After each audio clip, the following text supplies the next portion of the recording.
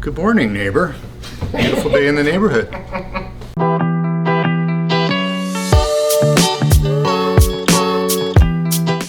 So it's week 3, and we're going to be talking about difficulties today.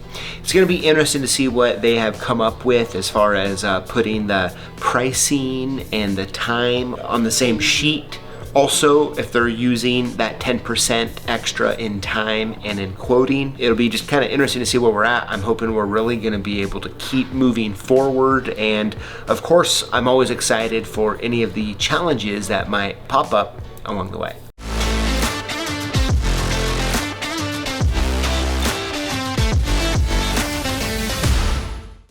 All right, so last week we went over the pricing, right? And talking about the pricing and the time available for each individual price, right? So on the sheet, if there's a price for something, we also want to have a time for something. And then we also talked about adding 10% into the quote for the quote of the price for the quote, I guess a better way to say that. And then also adding 10% in for the time to do the job, right? To really minimize that conflict, failure feeling when things don't go perfect. And so it's been a week now, and I'm really curious if you have any feedback in regards to that.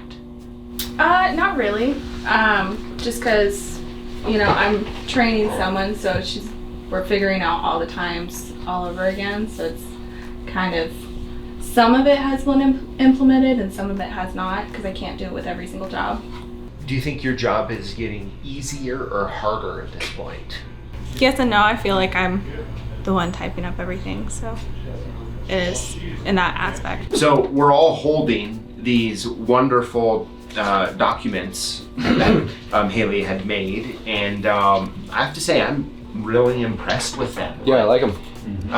Easy to look at, easy to understand. For sure. It's showing the job description, the dollar amount or range, along with the time for each job. And so I think the next step is going to assign a difficulty score for each individual item, right? So we have what the job description is, or the task, right? We have the cost, we have the time, and then we're gonna add the difficulty. And so the great part is that you all have actually already implemented the difficulty rate per job. And it's how we're doing it is what we all kind of decided was a 1, the scale's 1 to 10. 1 meaning you don't know how to do it.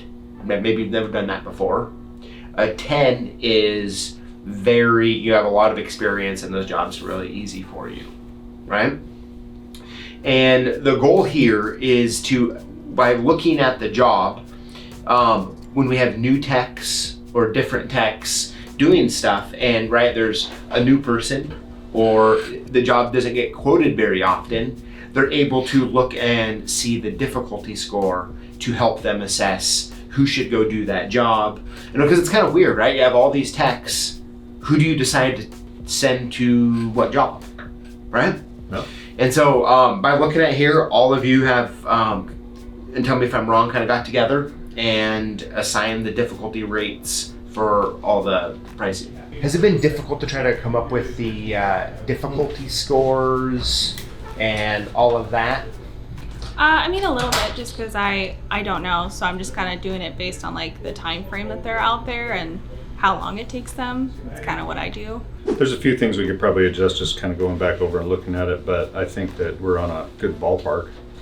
Absolutely. Yeah, we have to come up with an average of the worst case and the best case and put it somewhere at least close to the middle, even hedging a little bit towards the longer time, right, so that we make sure that we're always getting enough labor out of it, Well, that's great. I think we've come a long ways getting these lists together, and I think there's one last step that we have to do, and this is kind of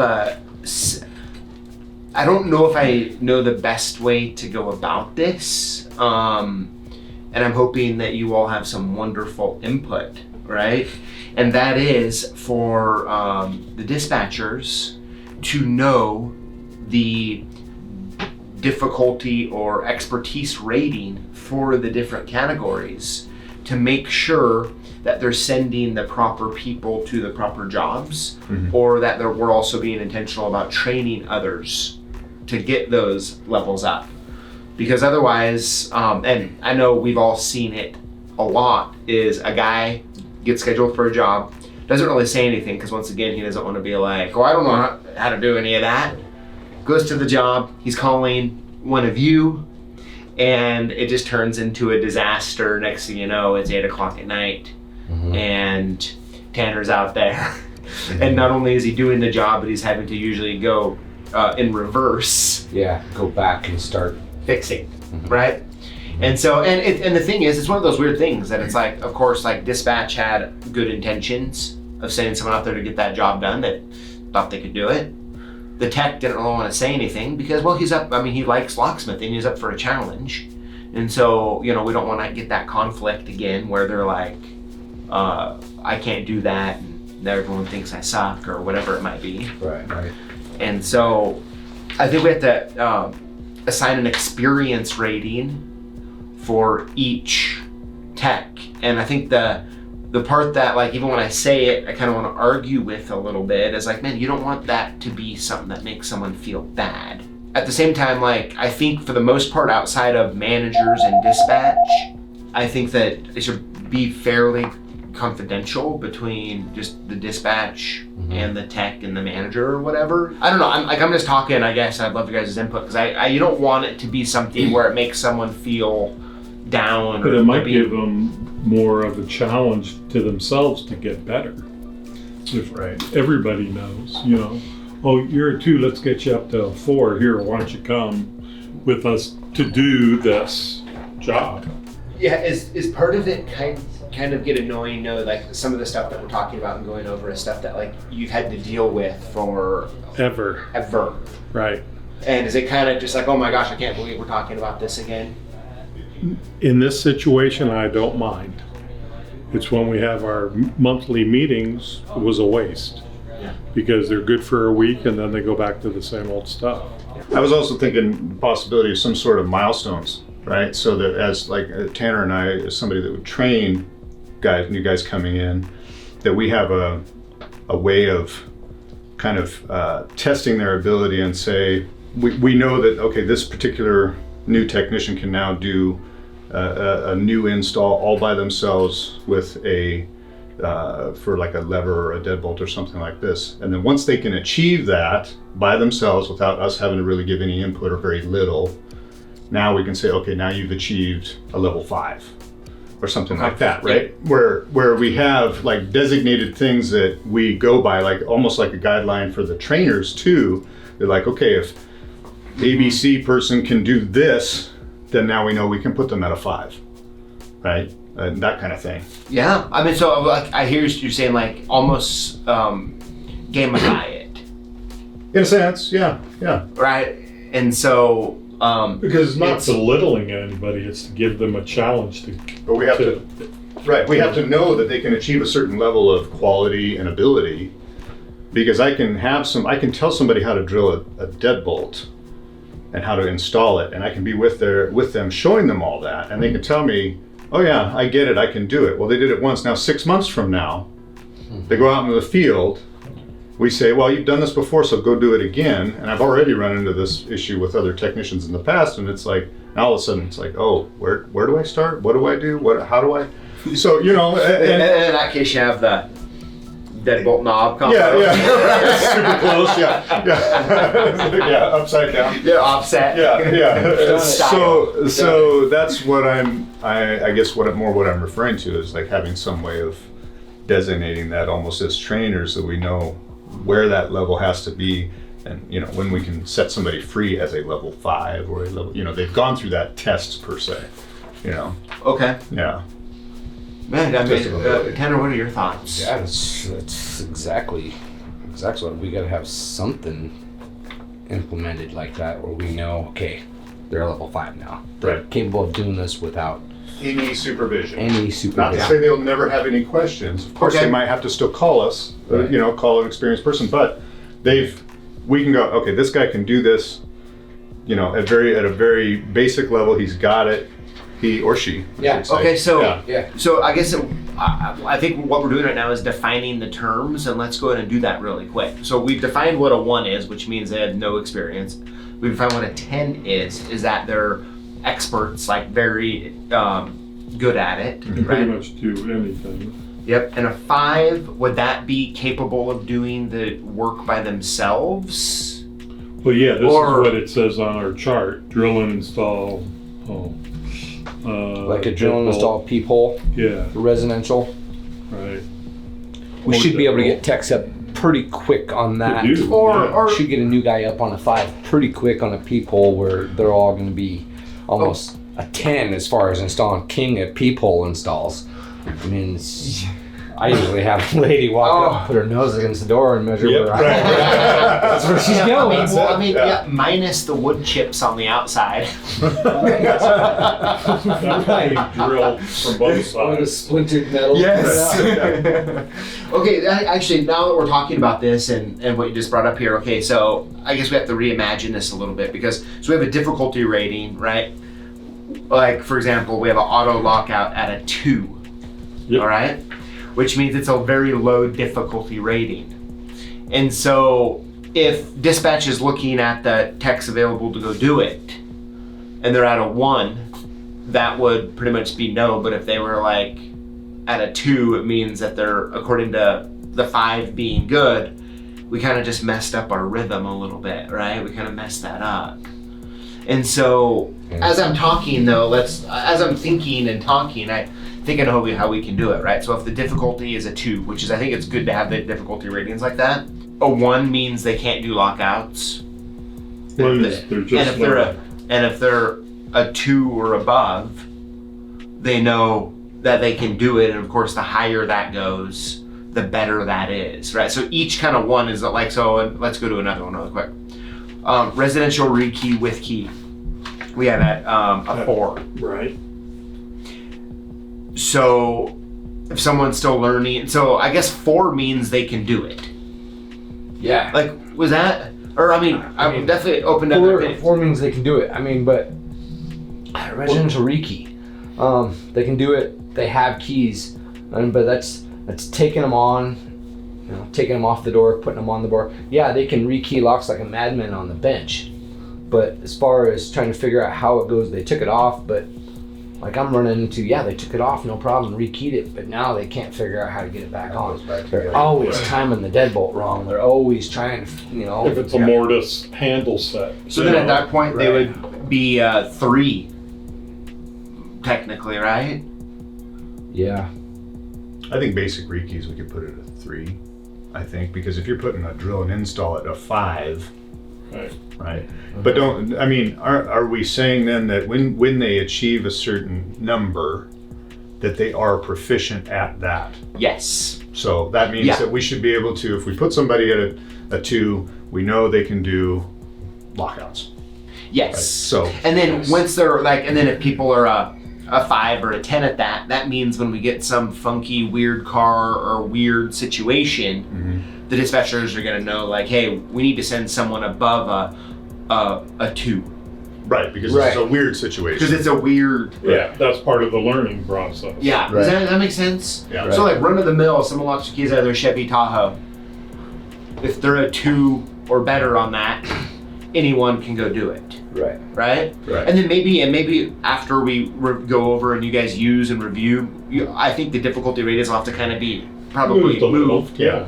to accommodate those situations. But I mean, does that make sense? Is that a good plan forward? Is just like using whatever the difficulty rate. If it's a 4, if someone's a 4, then they're proficient at doing that. Yeah. Yeah, and that kind of goes back to what I was saying, like if we have a test, because then if you've achieved that number, we know that we can set you free on something by yourself. We've viewed you doing it by yourself without any questions or minimal, and you've been able to install something, deadbolt, whatever the case may be, rekeys, and there was no issues. You know. Okay, So then when you've achieved that, then you've earned that number. It's a good idea. I mean, Yeah. I really like the gamification area of it because it gives people, when they're being trained on, there's all these different skills, it gives them like incentive. Just the peer pressure or Right. peer Right. want to seen in good light. It just kind of gamifies it a little bit. Goal makes it kind of setting. fun. I mean, yeah. it's goal setting. Plus, it's also gives. I mean, there's obviously more things than what we have on this list, but it gives a list of things to go by. Like, oh, there's a lot to learn. A lot of guys, I think, when they come into this business, they think that all we do is make keys and do rekeys. Yeah.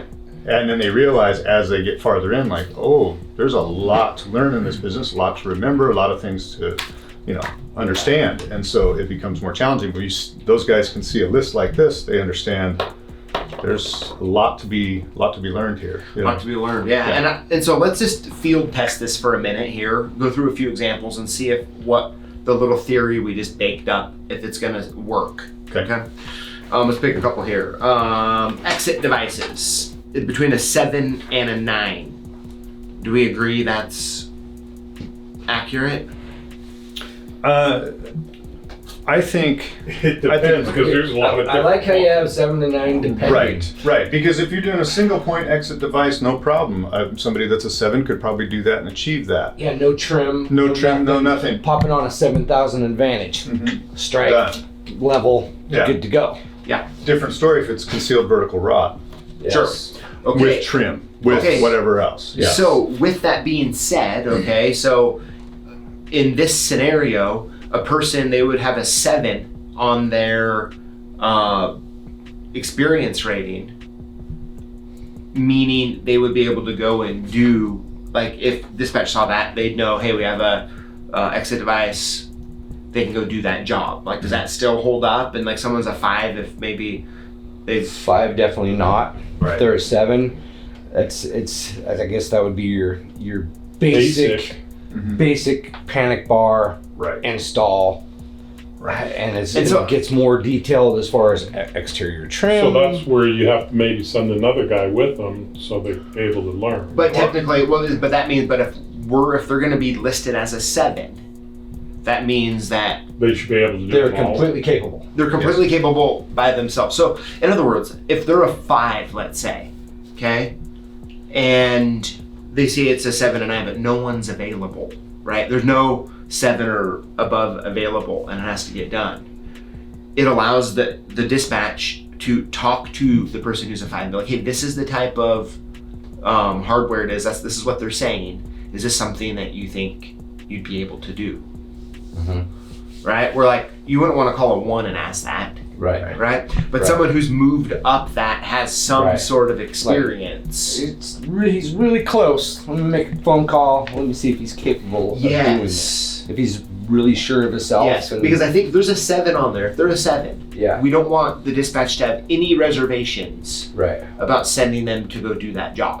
Right. Right. But you might be able to, it's a 5 or a 6, you might be able to kind of squeeze them in Right. and say, at least go, you could even go evaluate it Right. and maybe get the project started if the person felt comfortable enough. Maybe they'd been with one of us and seen it a few times, but never actually did it. That's a Exactly. possibility. Yeah. So I just think and so also we're doing, we're just trying to field test this and see if it works. Let's do another one. Well, real quickly, sorry to interrupt, but Yeah. I'm also thinking too, this also kind of lends itself to dispatch having to get a bit more information, because now with this particular example, we have a single point exit device, so number 7 can handle that no problem, but we have it designated as a 7 to 9, which means that leaves room for that concealed vertical rod exit device. If dispatch doesn't know that's actually what it is, now we send the guy that's a 5 or a 6, hey, you think you can handle this? Oh yeah, I think I can handle it. I've seen it a few times. Goes out there, now finds out it's nothing what he was expecting. Because most customers don't know. Electrified. Electrified, right, and because Transportation. customers don't know. So that might mean that when it's an exit device, we have to make sure we get more photos, things like that, so that we can evaluate what the actual job is a little bit more. Yeah. Yeah. Yeah, that's some good thought Guys at 5 or there. 6, hey, we're gonna have to move this a little bit and get a guy that's a 10 because that's electrified solenoid in the panic bar, Yeah, right. exterior vertical rods or That's right. flush vertical rods. Yeah, it's Yeah, it could It cause gets- a major failure in the system if Right. that other person got put in and it's more than what we actually expected. So we got to figure out a way to make that happen. I think that's interesting. Yeah, it's almost like on the ones that have a depending or an hour range. It's almost like we need to have a little something extra there, like how is dispatch going to know? How are they going to ask the How are they question? going to ask? Customers are like, I don't know if it's electrified. You know, I don't know if and of it's-" course, Right. this is the They don't small. This is like the 20%, not the 80%, right? But Right. I think we should let's save that a little bit.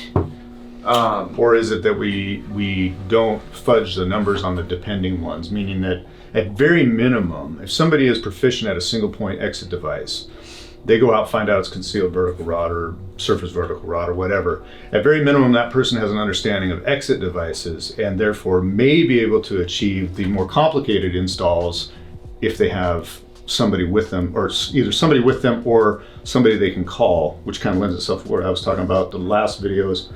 You know, if we pair people up, like, hey, this person is learning how to do this, they might have trouble on this job, be prepared to take a call from them, so that we're kind of ready and knowing that that person's only calling us not to just say hi for the day, but they're stuck on something. Yeah. Right. Or how about athletic ability for like at the malls when they're open like a foot and they're stopped and you have to get down there and do that and like your head's not even the proper diameter.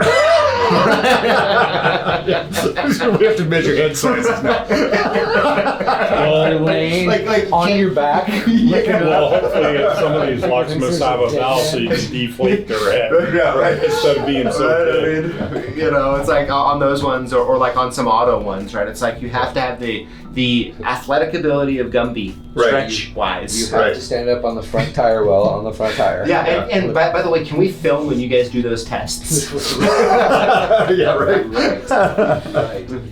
As you've been going through the pricing and going through that kind of stuff, has it been interesting to find that like there's a lot of questions that haven't been answered? That you guys now when you start looking at it, you're like, oh my gosh, this has been on the price list for how long? And it's never been addressed. Yeah, I think we got a lot of stuff like that, and it kind of goes to the questions that we never really thought about, or thought about skill levels of people and where they might be. We never really asked those questions. You just kind of, oh, I think this person's ready or whatever, you know. And this is narrowing it down to a specific skill set versus having just kind of in the back of your mind, like, well, I think this person's ready. Or, you know, so we're starting to ask more questions and narrowing things down, I think, a little better. So it's not kind of just from the hip. Cool. Now, Haley, as we're talking and going through and hashing out some of these details, like, well, what are you thinking? Like, do you have I'm just writing stuff down. any questions about them? Or No.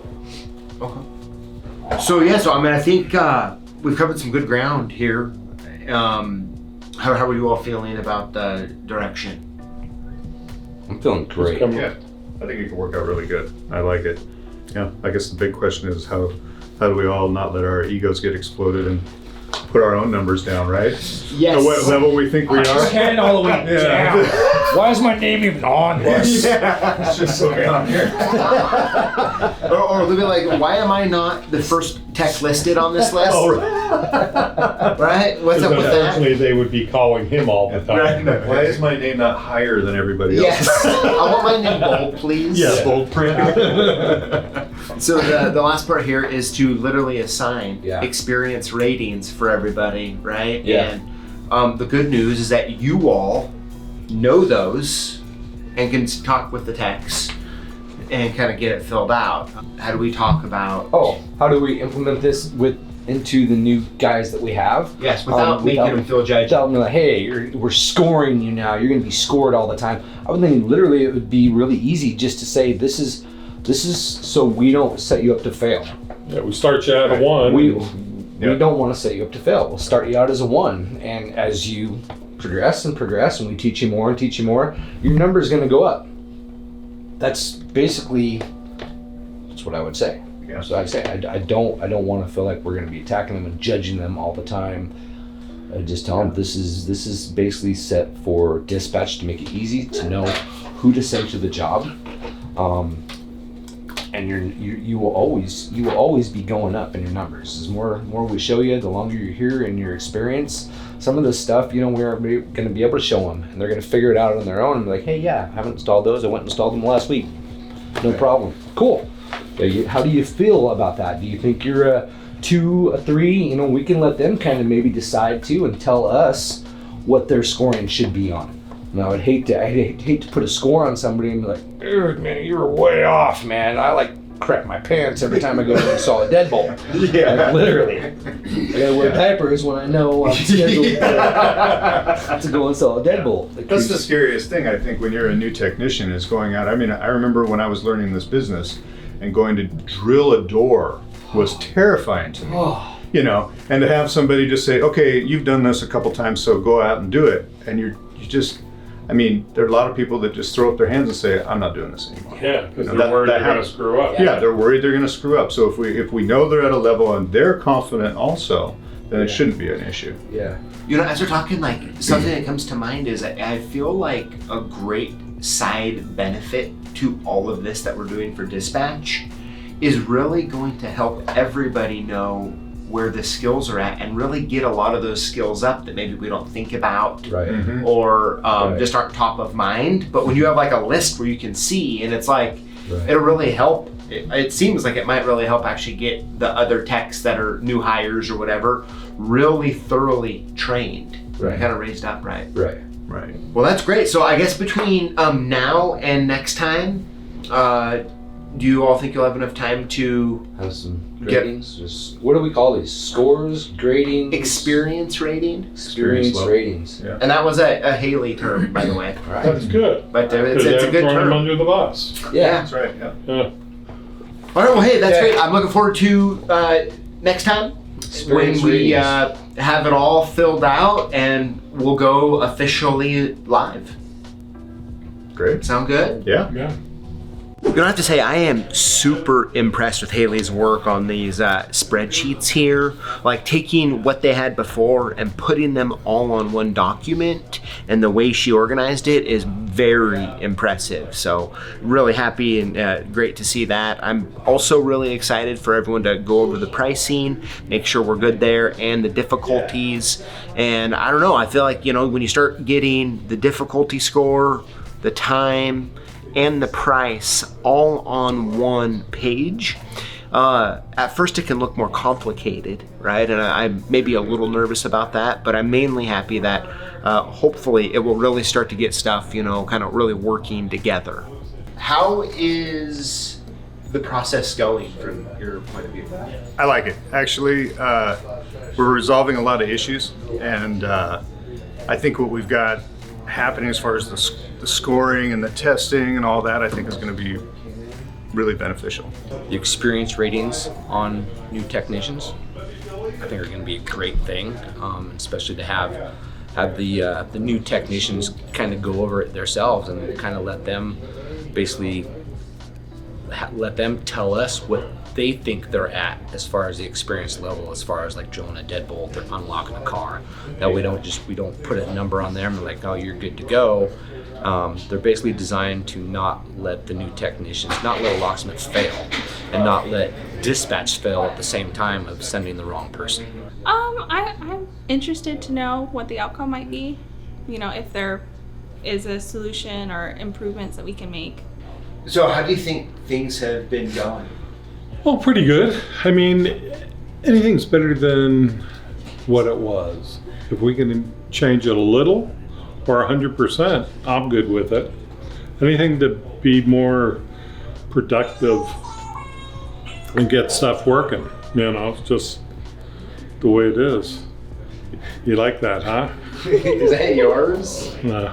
Okay, good. Who's the one with kids? I was in trouble. Absolutely. Yeah. I mean, do you feel like the people, your staff is getting on board? Yes. Most, you know, it takes, you know, nobody likes change, but we have to change to be more efficient and get the jobs done with the right people. In the next episode, we're gonna now be piecing it all together and fully implementing it. And let's see how it goes. Stick around to find out. Hey, congratulations, you've made it to the end of the video. You probably deserve a medal, maybe a plaque, but hey, I wanna make sure that when you're commenting that you're including the hashtag lockboss. When you do, you automatically get entered in to win one of 5 free prizes we're giving away each week here live on YouTube on Tuesdays at 4 p.m. We'll see you in the comments.